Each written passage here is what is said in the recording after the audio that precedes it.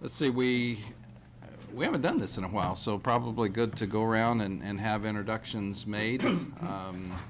Let's see, Brent, you want to start? Sure. Brent Smoyer, Lancaster County Board. Lanny Boswell, Lincoln School Board. Don Mayhew, Lincoln School Board. Trent Feller, City Council. Rich McGinnis, Lincoln Public Schools. And Carl Eskridge. Kathy Danik, School Board. Barbara Byers, School Board. Roy Christensen, City Council. Good afternoon, Katie McLeese Stevenson, School Board. Jane Raybold, County Board. Lyrian Gaylor Barrett, City Council. Deb Shore, County Board. Okay, we're missing a few, including the mayor, but hopefully they will come in as we proceed here. Dan. Mr. McGinnis has asked no that, spot here he up there. comes. Welcome, Mr. Mayor. Oh, You can come sit up here with us. Those are the presenter people. Or you take the cookies. Bring the cookies. Come on up. Oh, you. Is that, yeah. Come up here. Okay. Mr. McGinnis has asked that we convene this gathering and hear about some issues relative to the results of the school bond issue and the new middle school. And so, Richard, take it. Thank you. Appreciate it. Yeah, we wanted to call this meeting together mostly just to help inform everyone what's going on in Southeast Lincoln with all the new projects coming up and with our new school, our new middle school and our new elementary school. They're going to be coming out of the ground here in this area of town. And we just wanted to make sure that all the entities had a chance to see what is being built and the type of infrastructure that's being planned and the timing on a lot of this. So I'll let Scott Wieskamp from our facilities maintenance group start this off and make any introductions else that you want to talk about. All right, well, welcome and thank you. We appreciate the opportunity for you to take time this afternoon to kind of hear us out. And this is an important piece of information that we'd like to share with you first, but we're going to launch a website today for the entire community to kind of keep up to date with a lot of the information and things that are going on. On behalf of our team, and many are sitting behind us today, and I'm not going to introduce everyone specifically, but we have a lot of staff that represent not only the school, but the county and the city, YMCA, that are all here today that are a partner and a player in this cooperative effort. So we just want to make sure that they all get acknowledged at some point in time. But as many of you know, this is a group that meets regularly, and I've been at Lincoln Public for almost 16 years, and we've met monthly the entire time that I've been at Lincoln Public Schools, and that includes public works, planning, a lot of city staff, county staff, LPS staff, to talk about projects throughout our community and throughout our county. And we've been meeting, as I mentioned, regularly on a monthly basis, but this gave us an opportunity to, when I say this, the passage of the LPS bond issue, an opportunity to maybe take it to the next level. And I think some of the things that you're going to hear and see today are an effort that we would assume that we would probably sustain beyond just Southeast Lincoln as future projects develop in and around our community.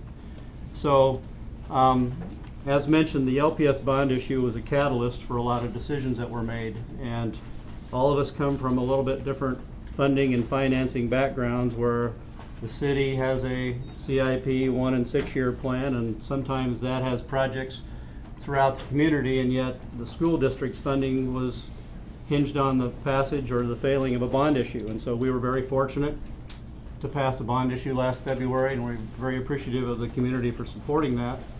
But that, in a sense, set into motion the fact that some projects in the area of the new schools needed to be accomplished that may not have been on the city's 1 and 6 year plan, or even plans that the county may have had in that general area. And so we also know that that's not an easy task to change direction with projects that are already in queue for the city or the county, but in a sense, they are reacting to the passage of the bond issue. And again, we appreciate that. So with the fact that we're going to provide a lot of information today, a lot of this information will go public on a website. We know there's risk involved about information that may not be perfectly accurate, because this website will be ever changing. Every day it will be updated and things will change. And so we know that there is risk involved with that. We know there's vulnerability with that, but we also believe it's the best thing and the right thing to do for our community and those who travel in those areas and know that there's going to be construction and things of that sort going on in that general area.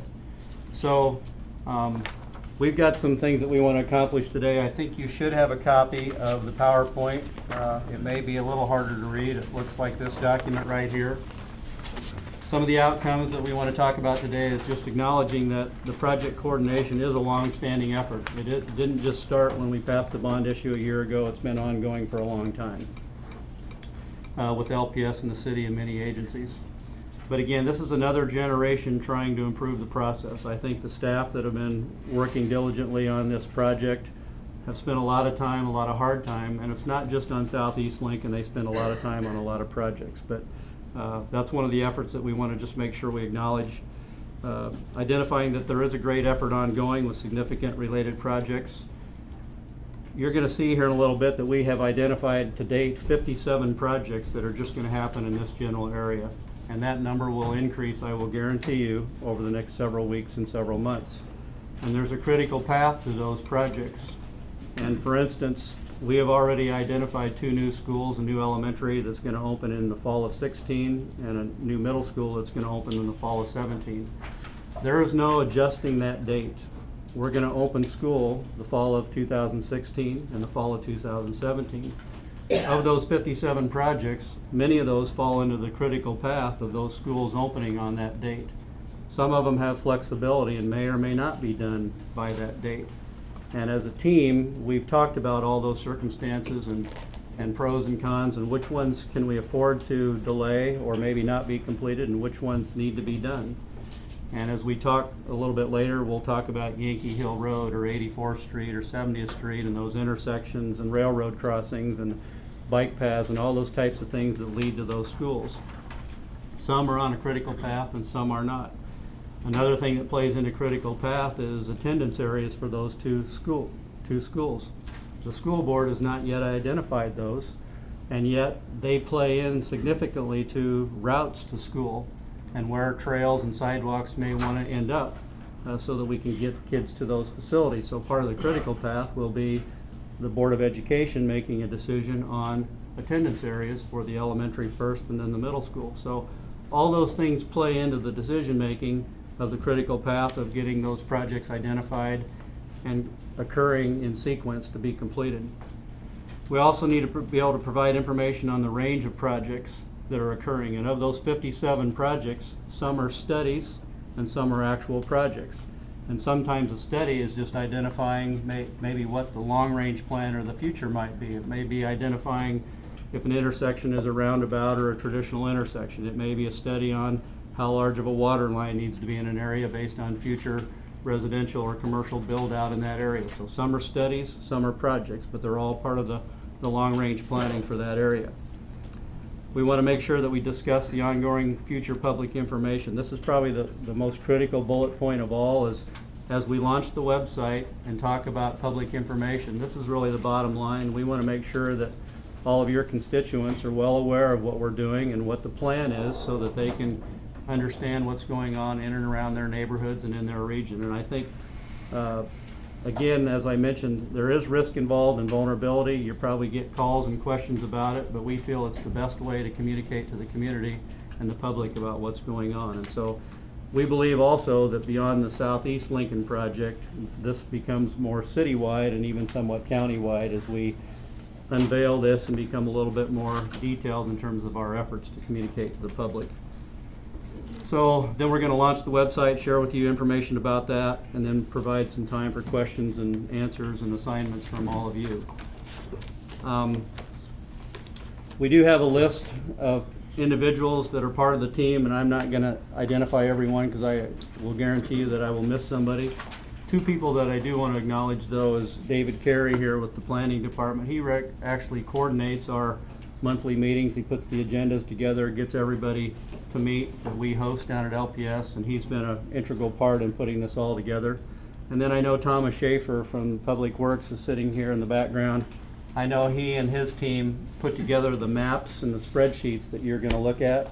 And I know beyond these two, the other 10 or 12 people in the room, and even beyond that are back in the office working, there's been a great team effort to put all this information together. But these two specifically, I know have spent a lot of time. So as mentioned, the Southeast Project Coordination, and that's what we're titling it. We have multiple projects by multiple agencies focused on providing services in a concentrated area in a concentrated time frame. As mentioned, 57 projects. All of them are a work in progress. Everyone's a work in progress. You actually have a document that looks like this that lists all of those projects. And I'm not going to drill into the detail of this list, but if you look in the orange column, it talks about construction start.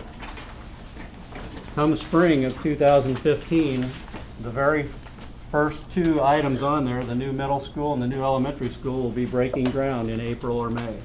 So you will see activity now, and this document will continue to be updated so that you will be able to see the beginning date and the ending date of all of those projects. In a little bit, when David pulls the map up on the screen, which I think you might be able to see on the third slide and probably not very well in your handouts, you will be able to click on specific projects and it will pop up and bring you more specific information about each in its entirety in terms of who the design team might be and who the project manager is, and contact numbers if you have questions, and the duration of the project, when it starts, when it finishes, and those types of pertinent pieces of information. So again, how did we get here? Again, the LPS bond issue was the trigger or the catalyst for this. We knew that we needed to step it up based on all the activity that needed to take place. And again, we know that the city and the county had to react to that. And we totally understand that. We appreciate that because it means reallocating resources in different parts of town that they may not have been allocated for to begin with. And so this is definitely a team effort. There have been sacrifices and compromises, but in the end, we know it's going to be a great project overall. We also know that the YMCA, who's going to has launched a capital campaign, they were in a sense a reaction to our passage of a bond issue as well. And so a huge team effort in terms of everybody getting their financial resources, time involved together so that we can get this put together. I think with that, I'd like to maybe let David dive into the website a little bit and give you some updated information, and then we'll open it up for any questions or comments that you might have. Great, thanks, Scott. Really, again, just to reiterate that, there are multiple different agencies, different staff members from different agencies really working together on a regular basis, more so now than ever given the magnitude of the amount of projects that are happening in a concentrated area. And I'd like to also reemphasize what Scott said, that the intention here in the ongoing effort is citywide. Today we're really focusing on this area because of the recent bond issue and the projects that are funded and going to happen, in the next 2-3 years. But it is a citywide effort on a regular basis that we do. Really just want to hit on the public involvement process, as well as the need for public information getting out there, as well as being updated regularly. And that's really what we've been doing most recently. We are launching the website today. It is out there live right now. It is a lot of information is basically what you see on your map and on the project list. That information is out on the website. We have an interactive map of sorts where you can see a map and you can click on a project and it'll pop up some information for the user. The idea there is that the different project leads, many of which are in the room today, will be updating that information regularly so that the latest and greatest information is available to the public. We felt like that's very important given how to a degree disruptive a lot of these projects will be, at least for a temporary time period while the projects are happening and under construction. You want to get that out there. We also wanted to be clear that there will be very specific project public meetings that will come along, and in fact there is one already scheduled for January 27th related to the Yankee Hill Road project, which is a main piece of the infrastructure out in this area for the schools and for the neighborhood in general out there. But that meeting is already on the schedule, and that will occur, and information will be forthcoming about that public meeting. But that is just the beginning of many different public meetings that will happen related to a lot of these projects that are happening and will happen in earnest with construction in the next 2 to 3 years. So that's just want to make sure that it is understood that the idea here is to get this information out to the public have it be accurate and have it be updated on a regular basis. What I'll do now is go through a few slides. They're fairly small on the handout that you have, but if you look on the screen, this is just to give you an indication of what is out there for the website for the project information. This website does live in the Planning Department's webpage right now. Where you can go is the main page for the City of Lincoln, lincoln.ne.gov, and the keyword of Southeast Projects, or just Southeast works as well. And that'll get you right to this part of the website. And what you'll see is there's general information about the Southeast Coordination Project, and then you'll see a map to start out with, and have some indicators of where to go and what to click to get to more information, as well as more interactive capabilities. So what you'll see when you go to the interactive map is what is on the screen at this point. This basically lets you know that you're zoomed into the area that is concentrated for this piece of information for this area of the city. If you scroll around at any point on that and click on one of those projects, what you'll get is a pop-up window, and it'll look like that. It'll give you the information about the project. In many cases, and this is indicative of the situation that we have in this area of the city, there are often multiple projects right on top of each other. And what you'll see are some arrows that if you click the subsequent arrow, it'll take you to the next project that is either right at the same location or nearby. And it'll give you that information right there, as well as the contact information for the project lead, which is sometimes the most important piece of information, so you know who to go to get more information about that project if you want to. What you can also do is close out that window that pops up, and you end up with just the information to the left side of the screen so that you can see the map as you're looking around and scrolling around and looking at different projects and zooming in and out. Basically, I'm just scrolling through to show you that different information pops up as you go through the different projects that are very close by geographically, and you'll keep seeing more information come through and give you an idea, and it highlights that project on the map so that you know where it's looking at and what it's talking about. So finally, I think I'm going to hand it back off to Scott to kind of go through the next steps of what we have in store here, and then we'll also have time for questions and answers and comments. Well, and I'm just going to give you a quick summary. I think we listed a few things on that slide about continued interagency project coordination. We fully intend to do that. Project development with focus on staying on schedule for the school openings. As we mentioned, that's the really end result of the critical path. Even though we don't want this process to disappear, we think it goes beyond just the Southeast project. We think we're going to take it to that next level, and we think that that's very important. David mentioned the January 27th public meeting, and then we're offering to come back at any time that you might suggest to give you any updates. And I think maybe just in the last closing, and then we'll open it up, is we know in your public position that you often get criticized for maybe a lack of coordination on these types of things, and that's part of the public role that you represent, and we apologize for those situations that maybe you're put in, but I will let you know that the group that we've referenced that are sitting behind us are really working very hard, and not just on this project, but many projects, to make those coordination efforts look good and make you look good. And there's a lot of effort in this, believe me, in terms of the details, the level of detail that it means. And it doesn't mean there won't be mistakes made, but we hope that those mistakes are very few and very small, so that that we can all look good. And so there's a great effort going on by the team, and so I appreciate that, we appreciate that, and so with that, I think we'll answer any questions that you might have. Thank you. Jane? Can you tell us a little bit about the safety features that you have put in place for the new schools going in on the southeast side of Lincoln, particularly pedestrian walking paths and trails?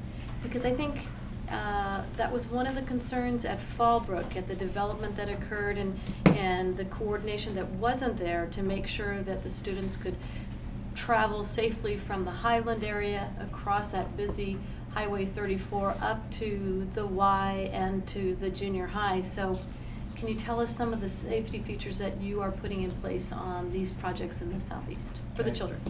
Good question, and one point that I brought up earlier was the definition of attendance areas, and that's a critical component to answering the specific locations of those challenges. And so we know we have Highway 2, which is a major traffic thoroughfare out there. We know we have a railroad track that is minimally utilized today, but that doesn't mean that that could not change.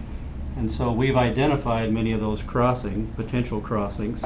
Part of the reaction to or response to those will be once those attendance areas are defined and where we know kids may need to travel to and where they need to travel those challenging crossings, that's when the team will, in a sense, react to that. And so if it's a railroad crossing, does that mean there's arms that come down, flashing lights? What does that mean? Do we need speed zones? Do we need speed platforms on certain roads? I mean, so those are the types of things that we'll evaluate once we look at those paths to school in the next few weeks. And I know they've been talking about it already in the public works side. Yeah, there's ongoing efforts to coordinate on that. And the point I'd like to make is that there is funding available in the city's capital improvement program to do significant pedestrian and other types of improvements. It's not all the money that we need to do everything that is possible out there, but it is going to be a significant effort to get those improvements made so that when the school opens, we'll have those connections available so that they're safe. John? Leading on to that, or with that, could you address specifically the railroad crossings? Because we've got that line out there that, as best I recall, it isn't used that much currently. Always the possibility that there will be more usage, and you've got, I'm not sure how many here, but could you just go over that a little bit and explain the... There's actually 4 crossings in that general locale, one on Pine Lake between 56th and 70th, one on 70th between Pine Lake and Yankee Hill, one on 84th between Highway 2 and Yankee Hill, and then one will be on 91st as it completes the connection of Yankee Hill over to Highway 2. So there's 4 in that general area that we have identified and are well aware of in terms of what needs to be done. The one thing that plays into that, and I won't answer on behalf of Public Works, but I think in time, as Pine Lake is widened, that may be a grade separation crossing, but I don't know if that's the near term. Is that correct or not? That's not? Okay. Those are the types of things, though, that we're looking at, but those are the 4 railroad crossings. I don't know if Roger Feigard's here today either. He's not here. What we can say is that our TSD funds have been identified for some improvements at the right crossings that are we expect to see the most traffic, the most pedestrian activity for that matter. So that is the ongoing work that's happening. So there will be improvements. They haven't been designed yet, though. They need to go through that process to make sure the right designs are done. You might check that out. Looks like there are 5 of them marked. A couple is fairly close to each other. The 5th one will be the closing of Yankee Hill. It's not one that we've identified, but it would be for closing that one and replacing it with the one over on Yankee Hill /91st. Thank you. Other questions? Yes. I noticed in the council's agenda, they're starting to work on a comprehensive plan or annexation Yes. of a lot of businesses or Yes. residential businesses and such going on down on Rokeby Road. I notice in here you're talking about a grading of Rokeby Road. Is there going to be any paving of Rokeby Road, or is that just a grading? And also, what about running Rokeby Road all the way across to 56th Street? Is that part of the MPO or part of the comp plans with the city or the county at this point? The further improvement and extension of Rokeby Road is part of that bigger long-term discussion on the transportation system. That's not directly tied to the improvements that we're talking about here. But you picked up on a very specific and good piece of information there. Annexation agreement is going through the process right now for that area along Rokeby Road between 70th and 84th and beyond 84th for that matter. And within that agreement is a mechanism and an agreement that says that the grading of the ultimate improvement of Rokeby Road will be done up front as part of that agreement. And then the paving will happen as development occurs, so that as funds become available, those funds will be used for the paving itself. And that the development of the areas north and south of Rokeby would not be abutting Rokeby Road until such time that that paving is completed. Also noticed on here your M&M designation. You're saying that's the Campbell piece. I don't know if that is. That should be on the other side of the road, I believe. Should be on the northwest section. I can check that. Thank you. 70th and Yankee Hill. Yeah, it'd be exciting. Mostly, I think the main thing is we've worked hard, and I know Scott's working hard on the middle school design and the access out and in and out of that area, which will also have the YMCA. So we've been working hard on that to try to see what the best way to get the traffic in and around YMCA and access back on to, and the main access points will be 84th and Yankee Hill. So those will be kind of the two important roadways for us. But you say a lot of kids will be walking and using these trails. We found it seems like a lot of kids are brought by their parents at this age, and so we're working hard on large drop-off lanes and ways to get traffic around those schools. As soon as you open up Jensen Park with a nice, beautiful park. Yeah. Part of the big picture, right? Mm-hmm. Okay. Other questions? I mean, Mr. Johnson? Richard just brought up the fact that the amount of children that are dropped off at these schools. Do you have an idea of what the percentage is? Because I know as I go by a lot of the schools, I just see the cars stacked up. And I guess that brings in mind, how far do we go, or what types of safe crossings do we make in some of these areas if there really isn't that much flow of children? Good question. I really don't have the answer to that. That's information we could provide to you. I do know that on the elementary level, there tend to be higher numbers of parents that drop off their children as opposed to middle school, where you do get some kids walking and biking. But I will also say that if you're in the inner part of the city where the city is denser in terms of housing and your attendance areas are smaller, you tend to get more foot and bicycle traffic than where you start to get on the edge of town like this, where your attendance area starts to get 2 or 3 miles long. And so that makes a big difference in terms of how many kids ride a bike or walk versus get dropped off. So we can get that information to you in terms of what those numbers are close to on the middle school level. I think Lux, for example, would be a good example of what happens there. Yep. Okay. Yeah, Scott, could you share the capacities of those two buildings for those that might not know? The two buildings that are being built, the new elementary is being built as a 4-section or a 4-unit elementary, which accommodates about 525.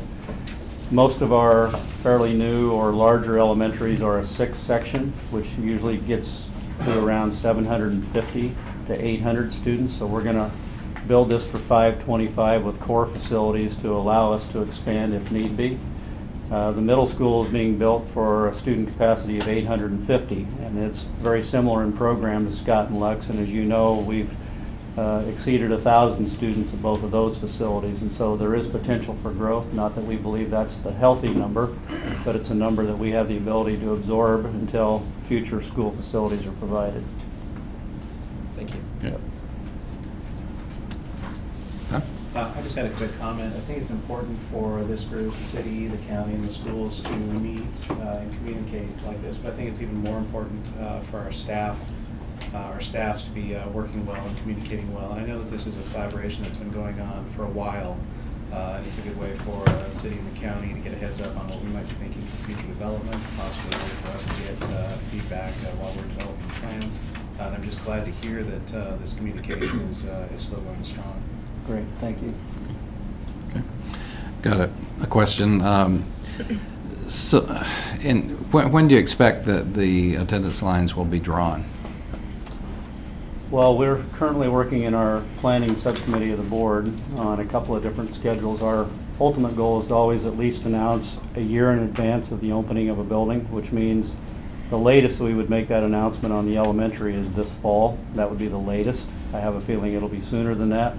And I think the fact that the new middle school coincides with that in terms of construction, even though it opens a year later, I think we would announce both at the same time. So no later than fall, hopefully sooner than that, we'll have them announced. And so we know that that's pressure. Our board knows that because it has an impact on some of the decisions that are made. Yeah. Sooner is better, but it has to be right, obviously. So. Yes. Yeah. I just want to remind you not to panic if the school opens, there's only 300 children, because that happened at Coosier, and they're now at 800, Yeah. 750, and every year that the school is open, they have that class move up, and it seems to get fuller and fuller, and that will happen if we build it, they seem to come, so. As Richard pointed out, what's on our agenda on council today, we don't worry about it filling up. It looks like that's going to be happening. Larry? Well, it's nice to see this document and all the coordination that's already happened, and it looks like you've worked through many potential challenges already, but I guess my question is, do you foresee any other future challenges other than just sticking to the timeline? Are there other issues that still need to be worked out to keep this on schedule? Budget, time, all those things will be important as each bid comes in. Weather, there's just a number of things. Usually it comes down to dollars, making sure that we can afford to do what we think we can do with the money we have set aside, and ultimately the schedule. So I think we've got a lot of alternative plans and ideas in our hip pocket that allow us to react to a lot of those situations, but there will be other challenges ahead. This list will get longer, and I'm sure we'll have more challenges to face. I think identifying, and that's a big part of the staff that's here behind us right now that they're doing the work related to these projects.